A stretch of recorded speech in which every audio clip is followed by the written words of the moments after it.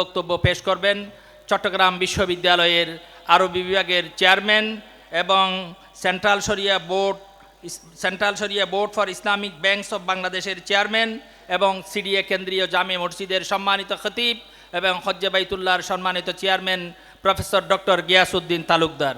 Professor doctor Giasuddin Talukdar সাহেবকে আলোচনা করার জন্য সবিনয় অনুরোধ করছি। একটু উঁচু হতে হবে। আলহামদুলিল্লাহ ওয়াসসালাতু ওয়াসসালামু আলা রাসূলিল্লাহ নবিয়িনা মুহাম্মদ ওয়া আলিহি ওয়া সাহবিহি আজমাইন। সম্মানিত সভাপতি এবং সম্মানিত আল্লাহ মেহমানবৃন্দ, আসসালামু আলাইকুম ওয়া রাহমাতুল্লাহি ওয়া বারাকাতুহু। একটু সাউন্ড দেওয়া যাবে? আমার কণ্ঠ একটু ছোট। আল্লাহ পাকের শুকরিয়া জ্ঞাপন করছি, যিনি আমাদেরকে আল্লাহর ঘরের মেহমান হওয়ার জন্যে আমাদের তৌফিক দিয়েছেন। এই জন্য আমরা শুকরিয়া আদায় করছি আলহামদুলিল্লাহ। যেটা আমাদের স্যার বলেছেন, অনেকের অর্থের অভাবে যেতে পারেন না, আবার অনেকের অর্থ আছে, টাকা পয়সা আছে, অনেক শিল্পপতি, অনেক ব্যবসায়ী আগামী বছর এই অপেক্ষায় ছিলেন, শেষ পর্যন্ত হজ করতে পারলেন। তা আল্লাহ তাআলা আমাদেরকে আল্লাহর ঘরের মেহমান হওয়ার এই সৌভাগ্য দিয়েছেন এবং হজের সামগ্রিক কাজ সম্পন্ন হয়েছে। ভিসা থেকে শুরু করে টিকিট সব কিছু, শুধুমাত্র যাওয়াটা বাকি আমাদের। আল্লাহ তাআলা এত বড় নেয়ামত আমাদেরকে দিলেন, এই জন্য শুকরিয়া আদায় করছি আলহামদুলিল্লাহ। আমরা সালাতু সালাম পেশ করছি নবী করিম সাল্লাল্লাহু আলাইহি সাল্লামের প্রতি, যার মাধ্যমে আমরা ঈমান পেয়েছি, ইসলাম পেয়েছি। এই যে হজ বলেন, নামাজ বলেন, এই দুনিয়ায় শান্তি, নিরাপত্তা, স্বস্তি, সামগ্রিক সাফল্য, সব কিছুর দিক নির্দেশনা যে নবীর মাধ্যমে পেয়েছি, সেই নবীর প্রতি আমরা শ্রদ্ধা, ভালোবাসা, মোহাব্বত নিয়ে দরুদ পড়ছি সাল্লাল্লাহু আলাইহি ওয়াসাল্লাম। প্রায় 9:30 থেকে আমাদের প্রোগ্রাম শুরু হয়েছে, এখন প্রায় 12টা।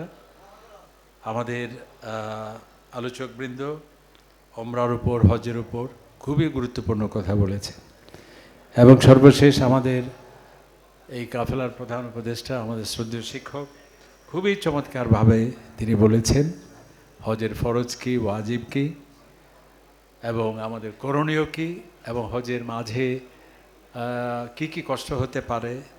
আমাদের সর্বোচ্চ সহিষ্ণুতা, সবর, এটি ধৈর্য ধারণ করতে হবে। এবং তিনি বলেছেন কিছু জিনিস আমাদের নিয়ন্ত্রণে, বেশিরভাগ জিনিস আমাদের নিয়ন্ত্রণের বাহিরে। তো আমাদের কিভাবে সহজভাবে, সুন্দরভাবে হজ আদায় করতে হবে, এর উপর চমৎকার কথা তিনি বলেছেন। তা আমরা আপনাদের সামনে, এখানে লম্বা ওয়াজের কোনো সুযোগ নেই। প্রশিক্ষণ মানে হচ্ছে, অনেকে আমরা হজের উপর উদ্বুদ্ধ করে কথা বলি। আমার খেয়াল আছে একজন হাজী সাহেব আমাদের দৃষ্টি আকর্ষণ করেছিলেন যে আপনি হজের ফজিলতের কথা এখানে তো বলে লাভ নেই, এটা বলবেন যারা এখনও হজের নিয়ত করেন নাই। আমরা তো হজের নিয়ত করে এসেছি, এখানে আপনি এই কথা কেন বলছেন?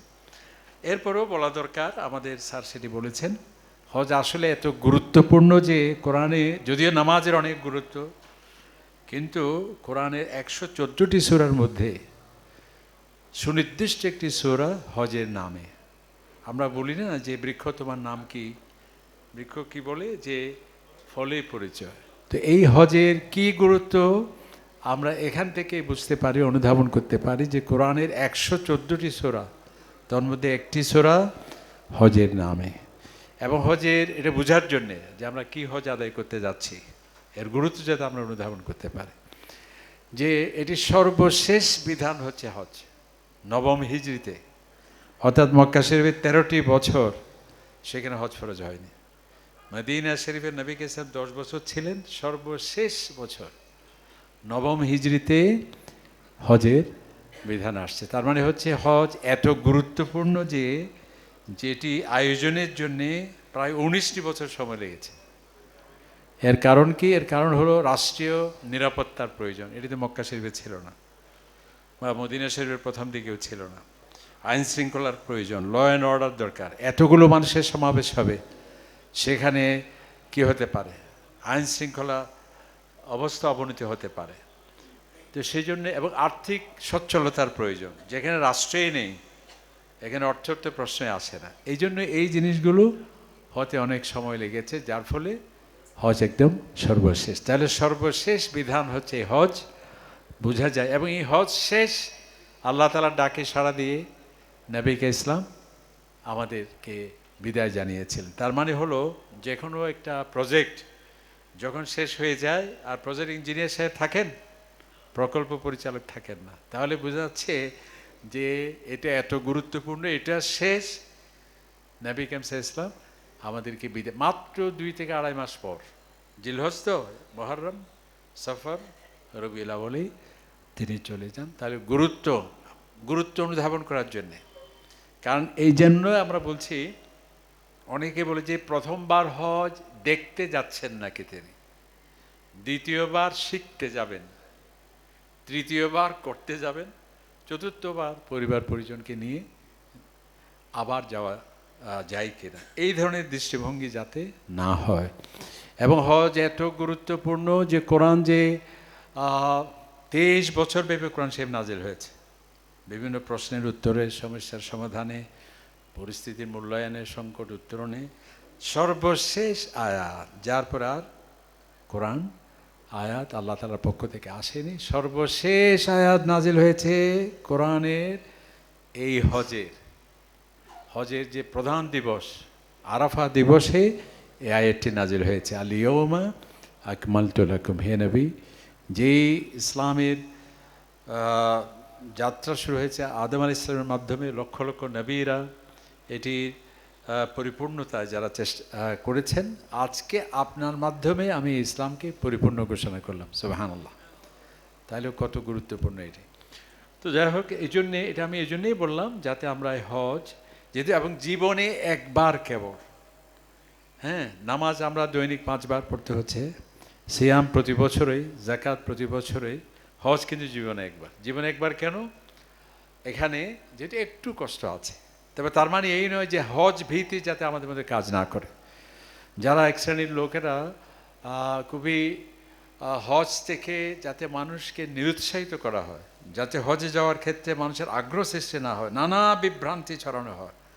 তার মধ্যে একটি হচ্ছে এটাকে অনেক ভীতিপ্রদ হিসেবে, বিশাল ডেঞ্জার, গেলেই যেন আপনার মৃত্যু সেখানে অবধারিত, এই ধরনের হজ ভীতি ছড়ানো হয়। আসলে সেরকম নয়।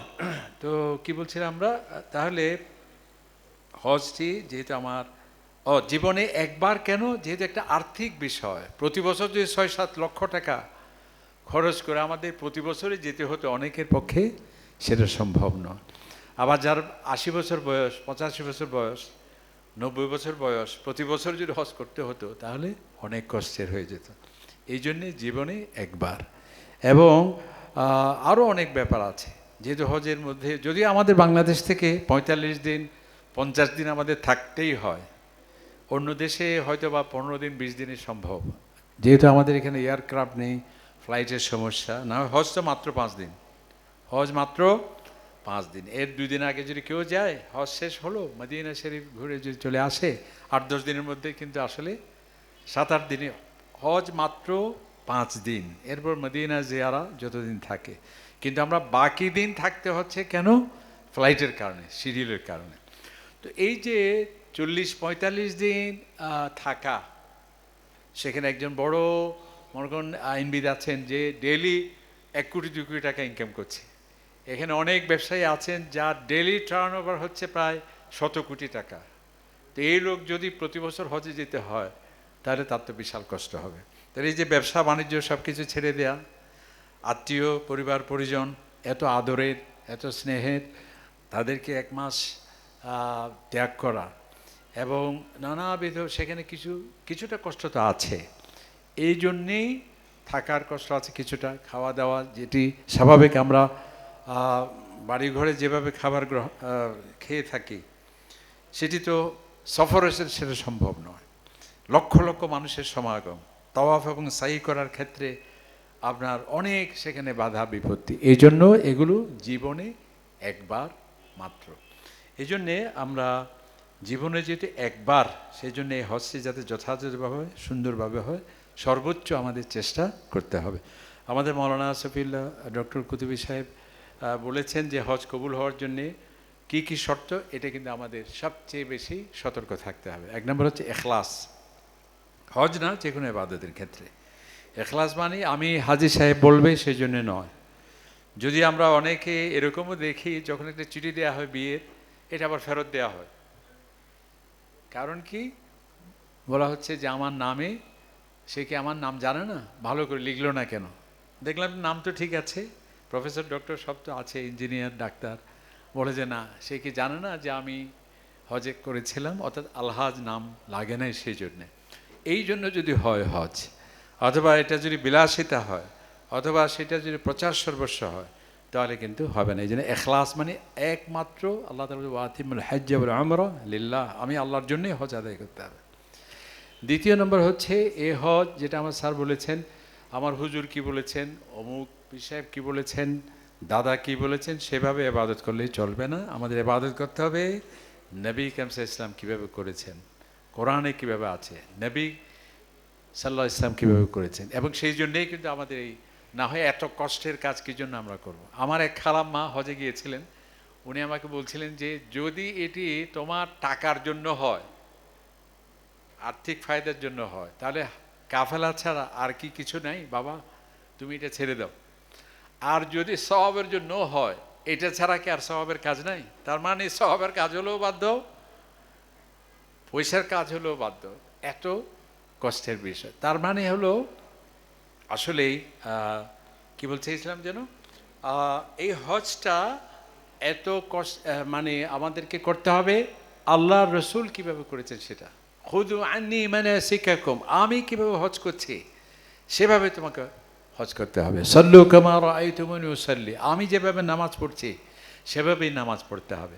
আমরা যদি কোনো কিছু একটা লাগিয়ে দিই, সংযোজন করি, বিয়োজন করি, সেটা কিন্তু হবে না। হজের আরেকটি আমাদের যে কোনো ইবাদত কবুল হওয়ার জন্য আরেকটি বড় শর্ত, সেটি হচ্ছে যেহেতু হজ কেবল শারীরিক ইবাদত নয়, এটা আর্থিক ইবাদতও। এই অর্থটা হালাল হতে হবে। এটা কেবল হজের জন্য নয়, প্রতিটি ইবাদতের ক্ষেত্রে প্রযোজ্য। এটি যদি হালাল না হয় তাহলে কিন্তু প্রশ্নবিদ্ধ হয়ে যায়। এই জন্যে জাহেলি যুগেও এরকম একটা আবেগ কাজ করতো যে তারা নিজেদের টাকা দিয়ে হজ করতে আসতো না। কী করতো, যে আমাদের এই টাকায় অবৈধ থাকতে পারে, এই জন্য তারা ভিক্ষা করে হজে আসতো। এবং এই প্রবণতাটা দেখলাম যে আমাদের মধ্যেও কাজ করে। অনেকে এত বড় ব্যবসায়ী, হাজার লক্ষ কোটি টাকা আছে, নিজের টাকা দিয়ে হজ করতে যায় না। বলছে আমার দাদার একটা কি আছে, একখানি জায়গা আছে, সেটা বিক্রি করে আমি হজে যাব। কারণ কি বলছে, এটা একদম নিরেট এবং এটি হালাল, সেজন্য। এটা তার দৃষ্টিভঙ্গি এবং আবেগকে আমরা শ্রদ্ধা জানাই, সম্মান জানাই।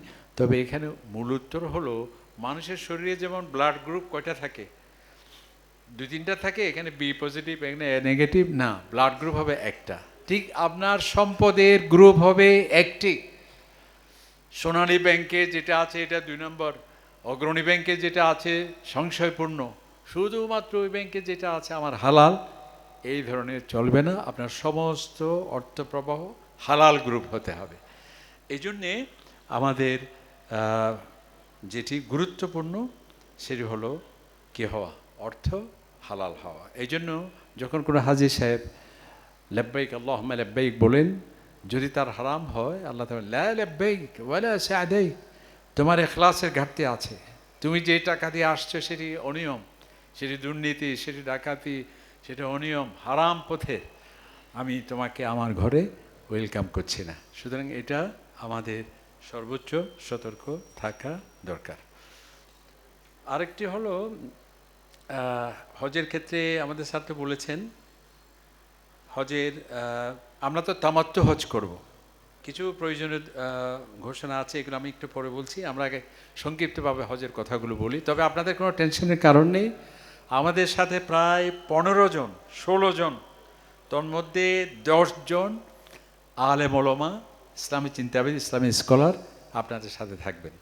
এবং প্রতিটি কাজ আমরা সরে জমিনে আপনাদের সাথে উপস্থিত থেকে প্রত্যেকটি কাজ আদায় করার চেষ্টা করব। সুতরাং কোনো টেনশনের কারণ, এবং বারবার আরও প্রশিক্ষণ হবে মক্কা এবং মদিনায়।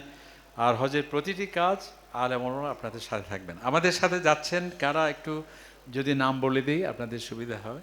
আমাদের প্রফেসর ডক্টর আকুম আব্দুল কাদের স্যারের নেতৃত্বে আমি আছি, আমাদের বিএম মুফিজুর রহমান আল আজহারি যিনি একজন বড় মাহফিল ইসলামী স্কলার, তিনি থাকবেন, ডক্টর হারুন রশিদ আছেন, ডক্টর শফিউল্লাহ কুতুবি, আমাদের মাওলানা আরাফাত মাদানী সাহেব যিনি মদিনা ইউনিভার্সিটির ছাত্র, হযরত মাওলানা সলিমুল্লাহ হাবিবি সাহেব, মাওলানা শরীয়তুল্লাহ সাহেব, এরপর মহিউদ্দিন মাহবুব সাহেব, আমাদের নুরুল্লাহ কুতুবুদ্দিন, হাফিজ মসরু, আরও আমাদের অফিস থেকেও আরও 4-5 জন থাকবেন। সর্বমোট প্রায় 16 থেকে 15-16 জন আমরা আপনাদের সেবায় থাকবো, ইনশাআল্লাহ কোনো টেনশনের কারণ নেই।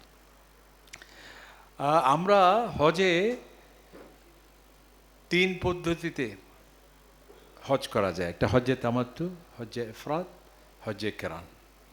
হজ্জে কেরানটা একটু আমাদের জন্য কঠিন হয়ে যায়, কারণ কি আমরা যেহেতু প্রায় 1 মাস আগে যাচ্ছি, তাহলে আপনি হজ কেরান যদি করেন, হজ্জে ইফরাদ যদি করেন, 1 মাস আপনাকে এহরাম অবস্থায় থাকতে হবে। যে এহরাম মাত্র 1 দিন থাকা আমাদের জন্য কষ্টের হয়ে যায়, এখানে 40-45 দিন এহরাম অবস্থায় থাকা সহজ না কঠিন?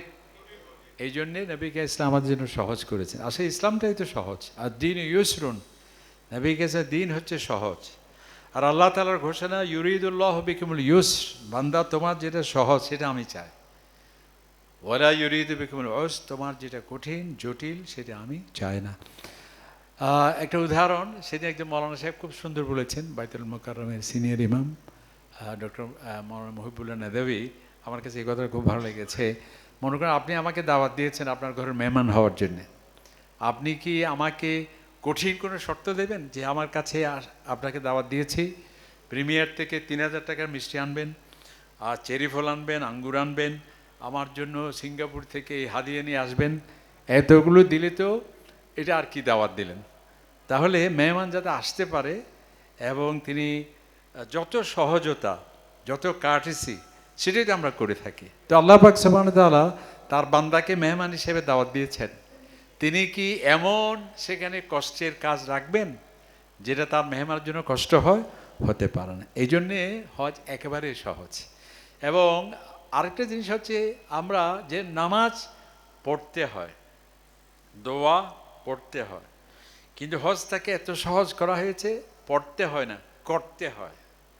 এখানে পড়ার কিছু নেই। অনেকে হজে যাওয়ার ক্ষেত্রে দেরি করেন যে আমার এখনো দোয়া হয় না, শেখা হয় না। এমন কোনো দোয়া নেই যেটা আপনাকে শিখতেই হবে, এরকম কোনো কিছু। হজ একেবারেই সহজ। নবী ইসলাম ইয়াসসিরু ওয়ালা তুআসসিরু, সহজ করবে, কঠিন করবে না। এবং আল্লাহ রাসূল বলছেন যে আমার কাছে 2টি অপশন যদি থাকে, যেটা সহজ সেটাই আমি গ্রহণ করব, এটাই হচ্ছে ইসলাম।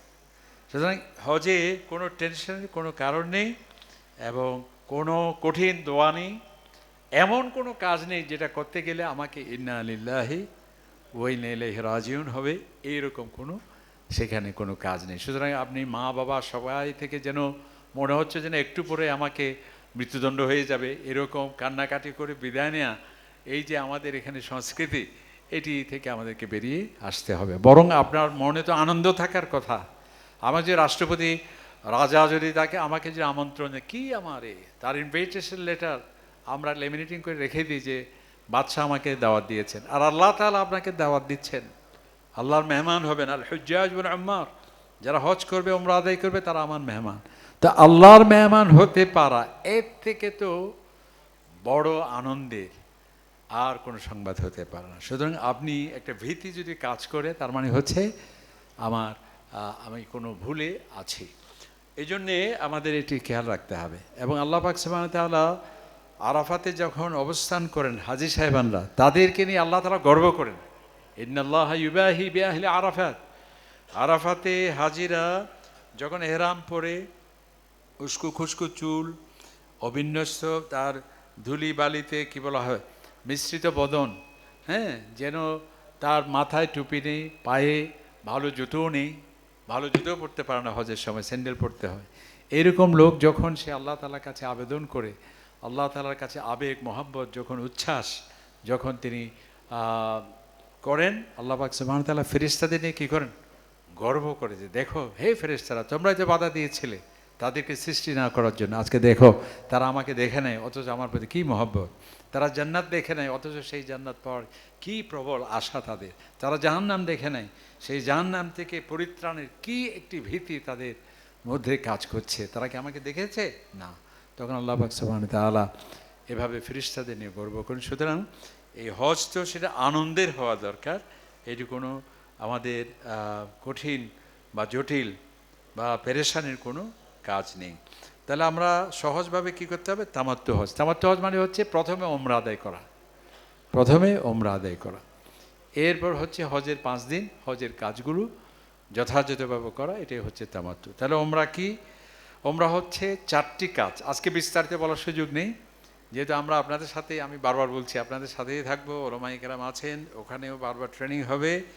এমনকি গতবার এক হাজী সাহেব আমাদেরকে বললেন, হুজুর আর ট্রেনিংয়ের প্রয়োজন নেই, আমরা মনে হয় 100-তে 110 নম্বর পেয়েছি, আর ট্রেনিংয়ের দরকার নেই, আপনার হাজিরা সবাই মোয়াল্লেম হয়ে গেছেন, প্লিজ আমাদের এখন আর ট্রেনিংয়ের কোনো প্রয়োজন নেই। আসলে সেটাই হবে, এই জন্যে আমরা সংক্ষিপ্তভাবে বলছি। তাহলে ওমরার কাজ কয়টি? 4টি মাত্র। এহরাম করা একটি, তারপর কাবা মক্কা শরীফে গিয়ে আল্লাহর ঘরে তাওয়াফ করা 7 বার, এরপর সাফা মারোয়া 2 পাহাড়ের মাঝখানে 7 বার হাঁটা, এরপর হচ্ছে আপনার চুল ছোট করা কিংবা ফেলে দেওয়া, বাস ওমরা শেষ। তাহলে এহরাম করা, আল্লাহর ঘর তাওয়াফ করা, সাফা মারোয়া সাই করা, চুল ছোট কিংবা ফেলে দেওয়া। আর হজের কাজ যেটি স্যার বললেন খুব চমৎকারভাবে, হজের ফরজ হলো 3টি। ফরজ মাত্র ওই যে আল্লাহর মেহমানের যাতে কষ্ট না হয়, এবং ওয়াজিব হলো 5টি কিংবা 6টি।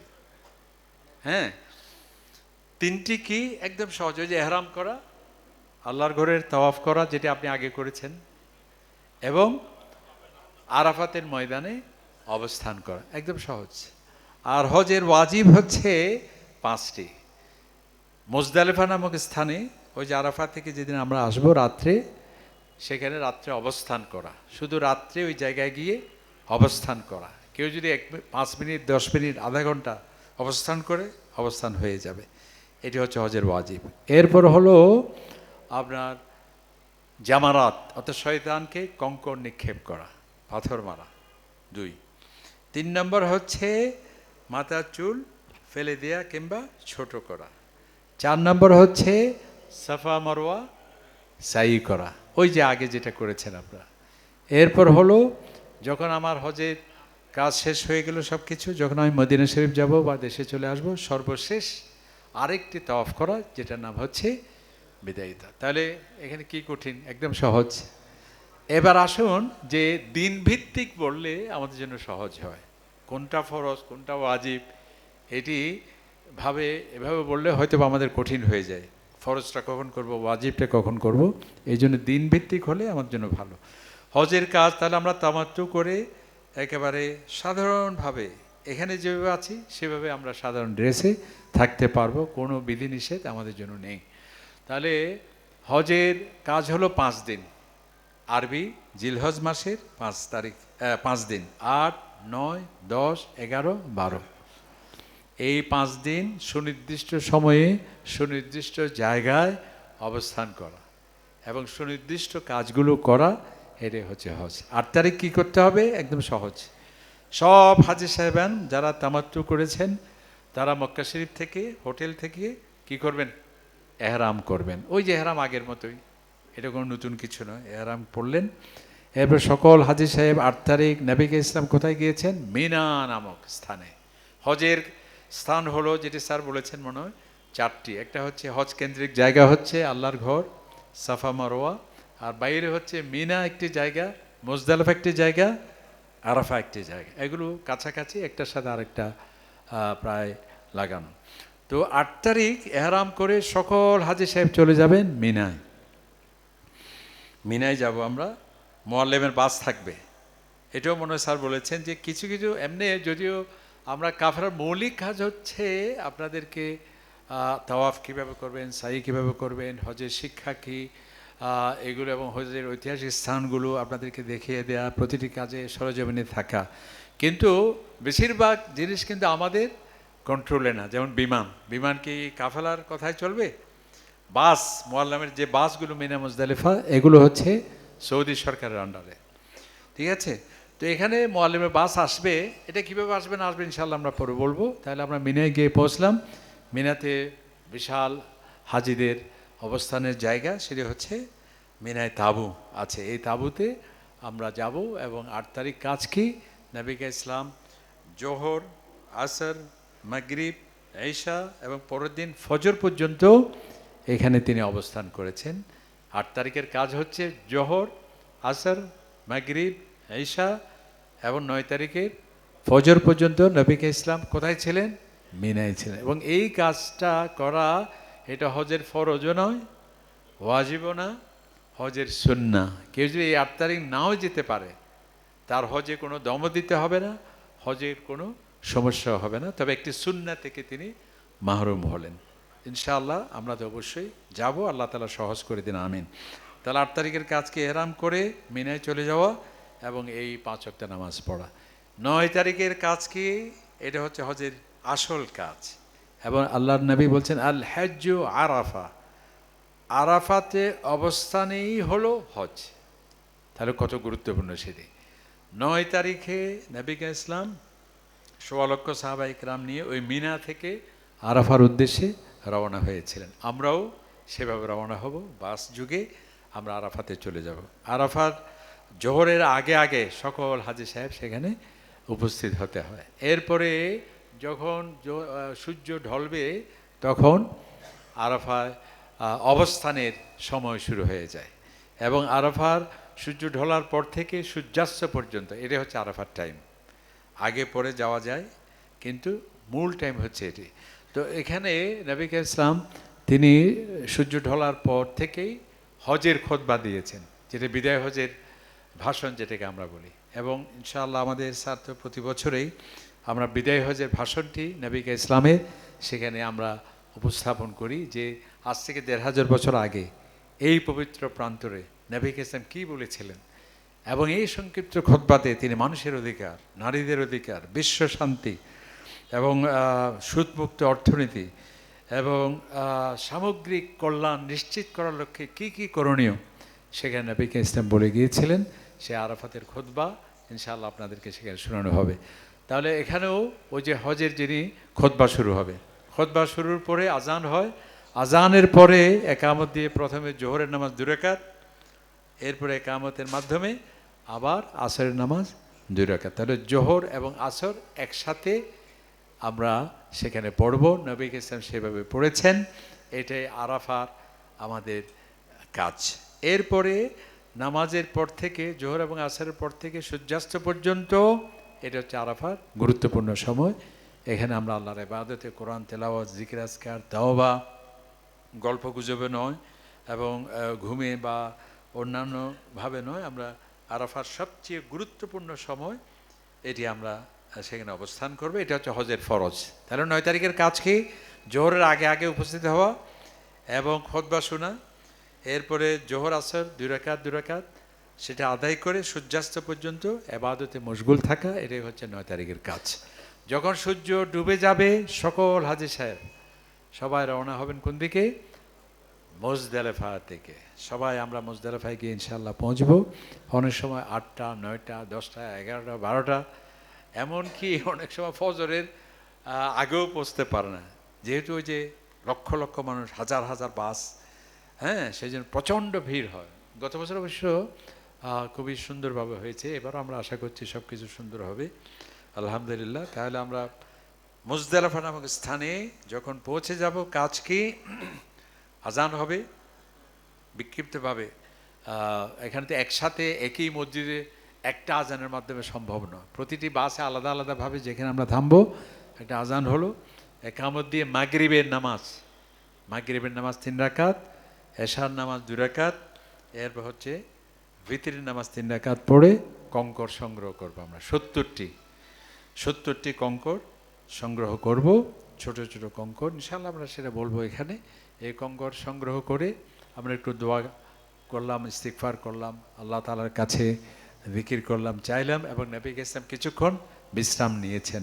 এই রাত্রিতে মুজদালিফায় থাকা এটা হজের ওয়াজিব।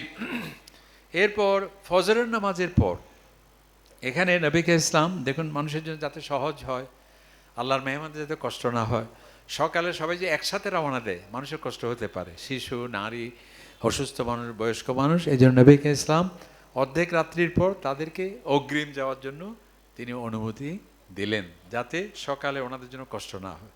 যারা মহিলা, যারা অসুস্থ, যারা বয়স্ক, যারা হজের বিভিন্ন কাজে নিয়োজিত দায়িত্বশীল, তাদেরকে রাত অর্ধেক পর 12টা-1টার পর তিনি ওই মিনায় গিয়ে পাথর অগ্রিম মারার অনুমতি দিয়েছেন। কারণ কি, যাতে ওই যে দাওয়াত দিয়েছেন আল্লাহ তাআলা, মেহমান যাচ্ছেন তার যাতে কষ্ট না হয়, সেই জন্য এটাও নবিকে ইসলাম বা ইসলাম সেটা আমাদেরকে দিয়েছে। ওইটা আমরা প্রয়োজনের আলোকে সেটা আমরা সিদ্ধান্ত নেব, কি ফজরের পরে যাব নাকি আমরা 2টা-3টার মাঝে ইনশাল্লাহ যাব। তো ফজরের নামাজ পড়ে কোন তারিখ হলো? 10 তারিখ। 10 তারিখ 8-9 তৃতীয় দিন হজের 10 তারিখে একটু অনেকগুলো কাজ আছে হাজিদের। এই মুজদালিফা থেকে আমরা মিনায় যাব। মিনায় যাওয়ার পর প্রথম কাজ হবে কঙ্কর নিক্ষেপ করা, জামারাতে, অর্থাৎ শয়তান যেটা আমরা বলি পাথর মারা। প্রথম দিন কাজ হবে জামারাতুল আকাবা। 3 জায়গায় এমনি পাথর মারতে হয়। আমাদের দেশে পরিভাষায় ছোট শয়তান, মেজো শয়তান, বড় শয়তান বলা হয়। ওখানে আমরা প্রথম জামারা, দ্বিতীয় জামারা, তৃতীয় জামারা বলা হয়। প্রথম দিন প্রথম জামারাতে না, দ্বিতীয় জামারাতে না। আজ থেকে 4-5 বছর আগে অনেক হাজি ভুলক্রমে প্রথমটাতেই পাথর মেরে চলে আসতো। এই জন্যে যাতে হাজিদের ভুল না হয়, এখন সৌদি গভর্নমেন্ট সেখানে কি রাখে, পুলিশ বা তাদের সেনাবাহিনী থাকে যে এখানে নয়, অর্থাৎ আপনি মারতে চাইলেও প্রথমটাতে মারার সুযোগ নেই। তাহলে সর্বশেষ যেটা আছে সেখানে 7টি কঙ্কর নিক্ষেপ করা, বিসমিল্লাহি আল্লাহু আকবার, আল্লাহু আকবার, এভাবে 7টি কঙ্কর নিক্ষেপ করা। এরপর পাথর মারা যখন হলো, দ্বিতীয় কাজটি যেটি এবার সহজ হয়ে গেছে সেটা হচ্ছে, আগে তো আমরা নিজেরা গিয়ে অনেক সময় আমরা কোরবানির ইয়েতে যেতাম, যেখানে কোরবানির পশু বাজারে গিয়ে সরাসরি কিনে এরপর কোরবানি করা সবচেয়ে রিস্ক এবং কঠিন কাজ। এই জন্য আবার সৌদি গভর্নমেন্ট প্রত্যেক হাজির অবশ্যই যারা কোরবানি দিতে চাইবে সেটা কি করেছেন, তারা ব্যাংকে নিয়ে ফেলছে। এটা তো আপনারা জেনেছেন। এবার 750 নাকি $720 রিয়াল নেওয়া হয়েছে সেটা। আর যদি কেউ না দিয়ে থাকে, ওখানে কি দিতে হবে, ফলস ঘোষণা দিতে হবে। সৌদি গভর্নমেন্ট এমন নিয়ম করছে, আপনি যদি তামাত্তু হজ করেন অবশ্যই কি দিতে হবে, কোরবানি দিতে হবে। কেউ যদি না দিতে চায় তাকে বলতে হবে আমি 10টি রোজা রাখবো, 3টি রোজা মক্কা শরীফে, বাকি 7টি রোজা দেশে আসলে যদি কেউ রাখে কোরবানি না করেও পারবে। তো মাত্র একটা কোরবানি না দেওয়ার জন্য এই 10টি রোজা রাখার হাজি সাহেব মনে আমাদের এখানে নেই। অথবা যারা হজ্জে এফরাত করবে তাদের জন্য না করার সুযোগ আছে, কিন্তু আলহামদুলিল্লাহ আমরা সেটা করেছি। তাহলে আমাদের ব্যাংকে যেহেতু জমা দেওয়া হয়েছে সৌদি সরকারের তত্ত্বাবধানে, আমরা আমাদের স্যার বলছে একটু অপেক্ষা করলে ভালো হয়। আমার মনে হয় আমরা জোহরের পর বা 12টার পরেই তাহলে আমরা ধরে নেব যে আলহামদুলিল্লাহ আমাদের কোরবানি সম্পন্ন হয়েছে। তবে এক্ষেত্রে দেখুন, ওই যে আমরা যেমন মেহমানের কোনো কষ্ট হোক সেটা আমরা চাই না, আল্লাহ তাআলা তার মেহমানের যাতে কষ্ট না হয়, এই কাজগুলো ধারাবাহিকভাবে করতে গেলে হাজিদের কষ্ট। এই জন্য যদি ধারাবাহিকতা লঙ্ঘনও হয়, নবী ইসলাম বলছে ইফ আল্লাহ হারাজ, অর্থাৎ কোরবানির আগে কেউ মানে পাথর মারার আগে কেউ কোরবানি করে ফেললো, বা যেটি আগের পরের করলো, পরেরটা আগে করলো, নবী ইসলাম বলছে কোনো অসুবিধে নেই। তারপর আমরা ধরে নেব যে ইনশাআল্লাহ জোহরের পরে হয়ে যেতে পারে। তখন আমরা দ্বিতীয় কাজ কি, তাহলে আমাদের কোরবানি হলো মাথার চুল ফেলে দেয়া। এটা হচ্ছে হজের আগে যেটা করছেন ওমরার। মাথার চুল যখন আমরা ফেলে দেব বা ছোট করব, তখন আমাদের এহরাম শেষ। এরপরে 2টি কাজ করতে হবে, ওই যে আল্লাহর ঘরে এসে তাওয়াফ করা, যেটা ফরজ তাওয়াফ, এরপর সাফা মারওয়া সাই করা, এটা হজের ওয়াজিব, আগে যেটা করছেন ওমরার। এই 2টি কাজ ওই যে মেহমানদের যাতে কষ্ট না হয় সেই জন্য আল্লাহ তাআলা সহজ করে দিয়েছেন। এটা 10 তারিখেও পারবেন, 11 তারিখেও পারা যায়, 12 তারিখেও পারা যায়। এটা আমাদের হানাফি মাযহাবে। আর অন্যান্য মাযহাবে একেবারে 30শে জিলহজ পর্যন্ত এই 2টি কাজ করার তারা অনুমোদন দিয়েছেন। এটাও আমরা যারা খুবই কঠিন রোগী বা কোনো প্রকার অসম্ভব হয়, তখন আমরা এটা নেয়ার জন্য আমরা বলে থাকি। তাহলে এই 2টি কাজ আমরা 10 তারিখও করতে পারি, 11 তারিখ করতে পারি, 12 তারিখও করতে পারি। 10 তারিখ শেষ। 11 তারিখ কাজ কি? জোহরের নামাজের পর, জোহরের নামাজের পরে সূর্য ডোবার আগে আবার ওই যে 3টি জায়গায় পাথর মারতে হবে। 11 তারিখের কাজ কি? আমরা মিনায় জোহরের নামাজের পর মাগরিবের আগে আগে ওই 3টি জায়গায় পাথর মারা। প্রথমে 7টি, বিসমিল্লাহ, আল্লাহু আকবার, আল্লাহু আকবার, এভাবে 7টি। দ্বিতীয় জায়গায় আবার 7টি কঙ্কর নিক্ষেপ করবেন। তৃতীয় জায়গায় আবার 7টি কঙ্কর নিক্ষেপ করে আমরা আবার মিনায় ফিরে আসব। 12 তারিখ সর্বশেষ হজের কাজ, সেটি হচ্ছে আবার জোহরের নামাজের পর 11 তারিখ যেভাবে পাথর মেরেছেন, আবার প্রথমে 7টি জামারা যেটা আছে মাঝখানে সেখানে 7টি, আর সর্বশেষ সেখানে 7টি কঙ্কর নিক্ষেপ করলেই আমাদের হজের কাজ শেষ। আর কেউ যদি 13 তারিখও থেকে পাথর মারতে চায়, কোনো অসুবিধা নেই, কোরআন শরীফের মধ্যে আসছে। 13 তারিখেও কেউ যদি মিনায় থেকে, অবশ্য সৌদি গভর্নমেন্ট তখন আর দেয় না, বাস দেয় না, এবং অনেক সময় মিনার যে তাদের ব্যবস্থাপনা থাকে সেটি থাকে না। কারণ কি, যেখানে কোরআন শরীফে আছে যে 12 তারিখের পরেই যেতে পারবে, এটাকেই তারা বেশি গুরুত্ব দেয়। এই জন্যে কেউ যদি থাকতে চায় তাহলে তার নিজস্ব তত্ত্বাবধানে থাকতে পারবে, তবে মিনায় জায়গা আছে, তবে বাসের বা অন্যান্য খাবারের ব্যবস্থাপনা এগুলো কিন্তু থাকে না। তাহলে 12 তারিখে এই কাজ যখন আমার পাথর মারা শেষ, হজের সমস্ত কাজ শেষ হলো। এখন আমার কি হবে? সর্বশেষ কাজ হচ্ছে যখন আমি মদিনা শরীফে যাব, তখন আমি বা দেশে চলে আসব, সর্বশেষ কাজটি করতে হবে, সেটা হচ্ছে বিদায়ী তাওয়াফ। এটা কি ওই যে কাবা শরীফের 7টি কঙ্কর 7 বার তাওয়াফ যেটা আমরা বলি সেটা। আচ্ছা, এই হচ্ছে তাহলে হজের কাজ একদম সহজ 5 দিনে। 8 তারিখ কি? মিনায় যাওয়া, জোহর থেকে ফজর পর্যন্ত পড়া। 9 তারিখ আরাফাতে অবস্থান করা, হজের ফরজ। সূর্য শেষে ডুবার পরপরই আমরা মুজদালিফা নামক স্থানে অবস্থান করা, মাগরিব এবং এশা পড়া, ভিতির পড়া, কঙ্কর সংগ্রহ করা, রাত্রে অবস্থান করা হজের ওয়াজিব। 10 তারিখ মিনায় এসে প্রথমে বড় শয়তানকে 7টি কঙ্কর নিক্ষেপ করা, এরপর কোরবানি করা, এরপর মাথার চুল ছোট করা বা ফেলে দেওয়া, এরপর আমাদের আল্লাহর ঘরে এসে ফরজ তাওয়াফ করা, সাফা মারওয়া সাই করা। 11 তারিখ 3 জায়গায় পাথর মারা, 12 তারিখ 3 জায়গায় পাথর মারা, আর সর্বশেষ হচ্ছে আমরা বিদায়ী তাওয়াফ করা, হজের কাজ শেষ। এখন কিছু আমাদের কিছু ঘোষণা আছে, এগুলো আপনাদের সামনে আমরা বলে ইনশাআল্লাহ শেষ করব, এবং প্রশ্নোত্তর থাকবে ইনশাআল্লাহ। প্রথম হচ্ছে আমাদের হজ্জে বাইতুল্লাহ কাফেলার বড় যেগুলো আমরা বৈশিষ্ট্য ধারণ করার চেষ্টা করি। 1 নম্বর হচ্ছে আমরা আলেম ওলামা। সাধারণত দেখা যায় যে 100 জনের জন্য একজন, আর আমার মনে হয় প্রতি 30 জনে একজন। আলহামদুলিল্লাহ সেটি আছে আপনাদের জন্যে। এরপরে হলো আমাদের আরেকটি বিষয়, সেটা হচ্ছে এবার আমরা বিশেষ একটা উদ্যোগ নেওয়ার চেষ্টা করছি, আল্লাহ তাআলা যাতে সহজ করে দেন। সেটা হলো অন্তত সূরা ফিল থেকে সূরা নাস পর্যন্ত যেই সূরাগুলো আমরা নামাজে পড়ে থাকি, এগুলো বিশুদ্ধভাবে তেলাওয়াতের অনলাইন কিছু আমরা কোর্স সেখানে করার চেষ্টা করব।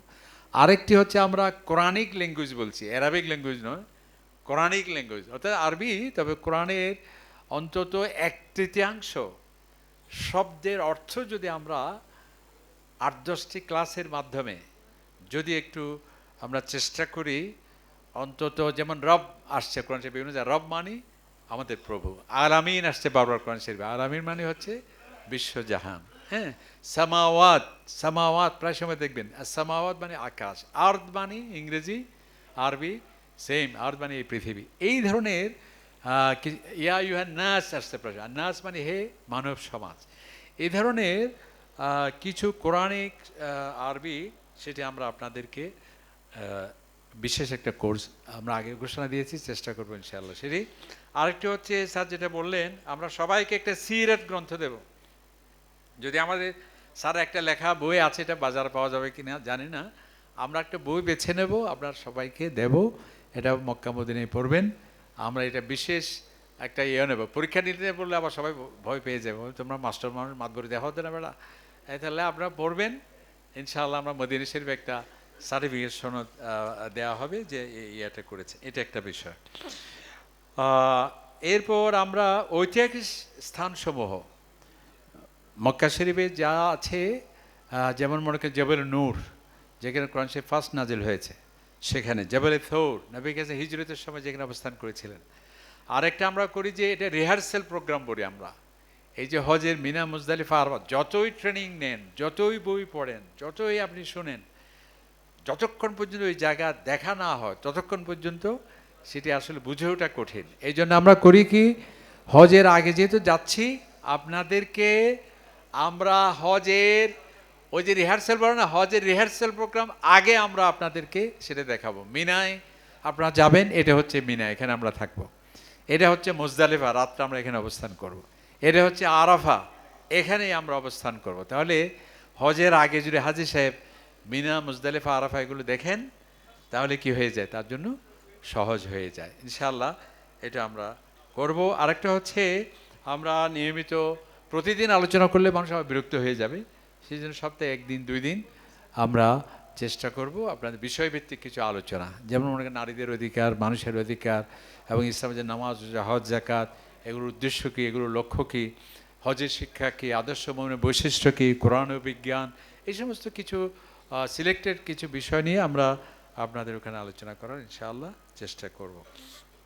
এরপরে কয়েকটি বিষয়, সেটা হলো ওই যে যেটা অবশ্য স্যার বলেছেন যে হাজিদের কিছুটা কষ্টতা আছে, এবং এই জন্যই জীবনে একবার প্রথম যে কষ্ট সেটা হলো, এখানে মনে করেন যাদের খুলশিতে বা কি বলা হয় বনানীতে, গুলশানে বিলাসবহুল ফ্ল্যাটে যিনি আছেন 4000 স্কোয়ার ফিটে, এই লোক যখন একটা ছোট্ট রুমে 5 জন সাথে একসাথে থাকবে, এটা তো স্বাভাবিক কষ্ট। এটা ছাড়া কোনো উপায় নেই হজের মধ্যে। আপনার যখন মেয়ের বিয়ে হয়, নাতনির বিয়ে হয়, শত শত আত্মীয়স্বজন যখন আসে, রাত্রে কেউ ঘুম যেতে পারে? একেবারে আপনার খাটের নিচেও থাকলেও সিঁড়িতেও থাকতে হয় অনেক সময়। আর যেখানে 30 লক্ষ মানুষের সমাবেশ, সেখানে কিভাবে সম্ভব? এবং কোনো ব্যক্তি আলাদাভাবে থাকার কোনো সুযোগ, হ্যাঁ আলাদাভাবে থাকতে পারবে, যদিও সেটি নৈতিকভাবে অনৈতিক হয়। কারণ কি, যেখানে মানুষের সংকুলন, যেখানে জায়গাই নেই, সেখানে আমার টাকা আছে বলে 5 জনের 5 সিটের টাকা দিয়ে আমি একাই থাকবো, এটা যদিও বিভিন্ন কাফেলা করে থাকি আমরাও, 2 জনের যারা একসাথে থাকছেন, এই যে 1-2টা সিট খালি থাকছে, এটা যদি সৌদি গভর্নমেন্ট জানে, ওই কাফেলাকে লাইসেন্স ক্যান্সেল করে দেবে।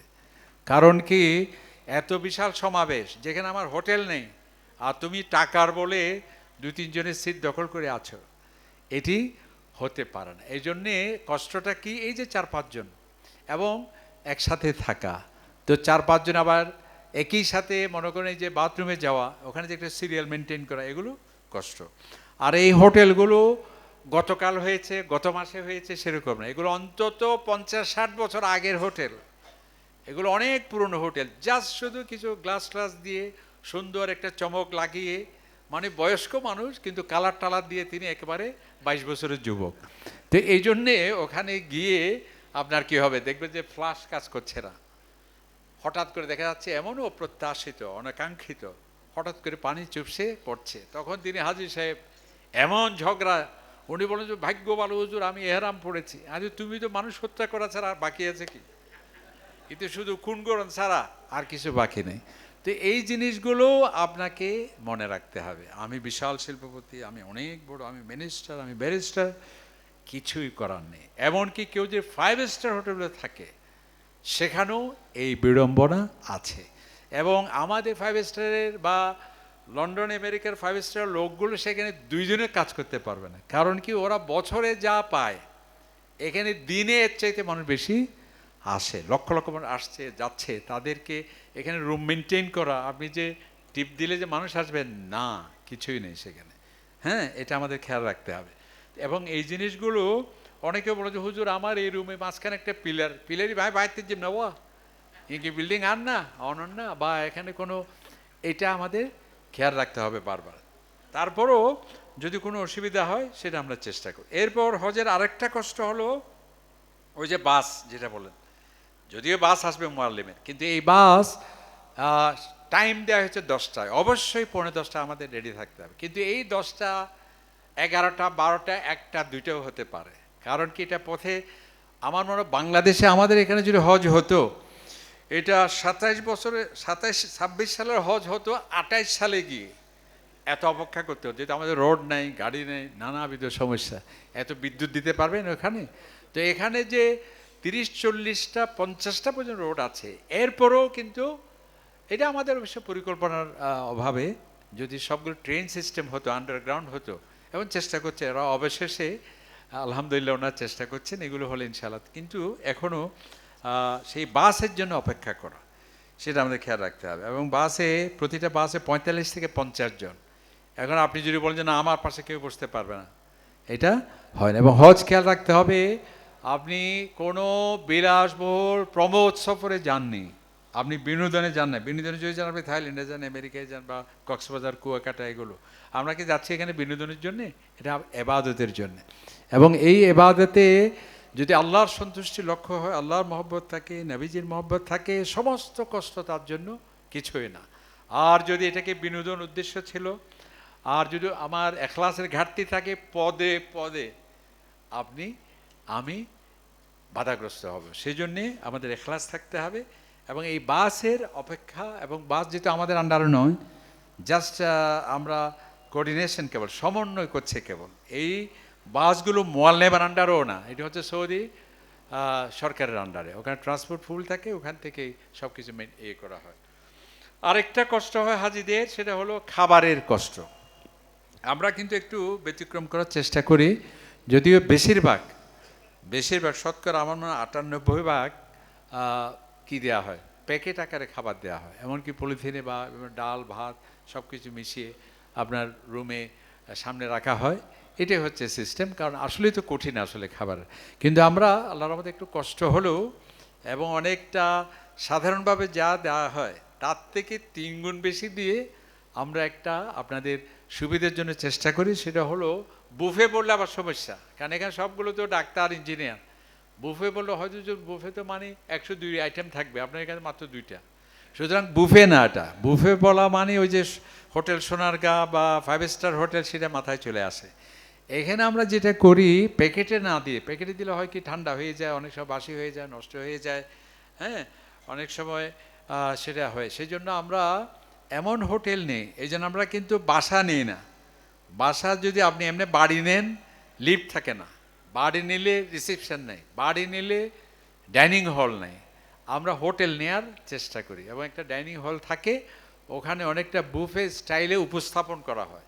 অর্থাৎ আপনার খাবার সামনে থাকবে, ওরা আপনি ভাত দিল, তারপরে তরকারি থেকে যে কোনো একটা নিলেন, মাছ বা গোস্ত থেকে যে কোনো একটা থাকলো, ডাল থাকলো, এবং ফ্রুটস থাকলো, সেটা আর কি। এখন কোনো হাজি সাহেব যদি তার কি থাকে, নিজস্ব খাবারের ক্ষেত্রে অনেকে এমন যে তিনি গোস্তও খেতে পারেন না, মাছও খেতে পারেন না, সবজিও খেতে পারেন না, এই ধরনের যদি হয়, তাহলে খাবারের টাকাটা উনি নিয়ে ফেলতে পারেন, এবং ওনার পছন্দ মতো আশেপাশে কি আছে, রেস্টুরেন্ট আছে, সেটাই করে। এই জন্য এখানে ঝাল হয়েছে, এখানে মরিচ কম হয়েছে, এখানে এই কম হয়েছে, এই ধরনের কোনো অভিযোগ শুনতে ওখানে আমাদের সম্ভব নয়। এরকম যারা খাবারের ব্যাপারে সীমাবদ্ধতা থাকবে, নিজস্ব কোনো রুচি থাকবে, ওনাদের প্রতি অনুরোধ থাকবে, তারা ওই খাবারের টাকাটা তার কাছে থাকবে, উনি তার প্রয়োজন মতো নিতে পারবেন ইনশাআল্লাহ। আরেকটা হচ্ছে, আমরা এবার বাংলাদেশ, একসময় আমরা ফ্লাইটে হতো, একসাথে আমরা যেতাম। গতবার, আগের বার আমরা 419 জন একই ফ্লাইটে গিয়েছি।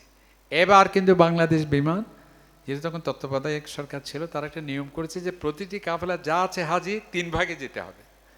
এখন বিমানের উপর তো আর আমাদের মাতবরি চলবে না, তো সেজন্যে তাদের ছকেই আমাদের করতে হয়েছে। এই জন্যে আমরা মনে হয় 4টা ফ্লাইটে যাওয়া হচ্ছে। 19 তারিখে একটা গ্রুপ যাচ্ছে 60-65 জনের, এরপর হচ্ছে 26 তারিখে একটা যাচ্ছে এই মাসের, এরপরে মের 1 তারিখ যাচ্ছে। আর যারা আমাদের কিছু হাজি সাহেবান, যারা শর্ট প্যাকেজ বলতে আসলে বাংলাদেশ সরকারের কোনো শর্ট প্যাকেজ নেই, কারণ প্রত্যেকে, আমি আগে বলেছি, 45 থেকে 50 দিন থাকতে হয়।